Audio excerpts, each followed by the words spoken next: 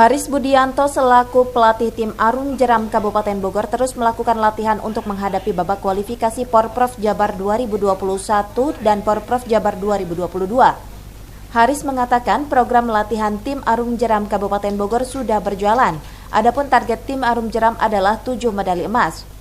Namun Haris masih sangat khawatir dengan capaian target tersebut yang tidak diimbangi dengan fasilitas berlatih yang memadai. Tentunya hal ini bisa berdampak pada penurunan performa para atlet Arung Jeram.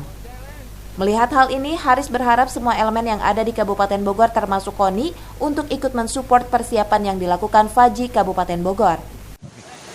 Jadi intinya begini, karena kita sebagai juara bertahan di Porda 2018, artinya besar sekali harapan kita bisa mempertahankan itu. Cuman memang permasalahannya adalah kita akan sulit mempertahankan prestasi itu kalau memang tidak semua bekerja sama menuju ke sana. Jadi kami dari FAJI Kabupaten Bogor berharap memang KONI Kabupaten Bogor bisa support maksimal.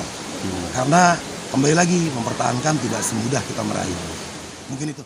Dari Kabupaten Bogor, Cevi Alfi Adrian melaporkan.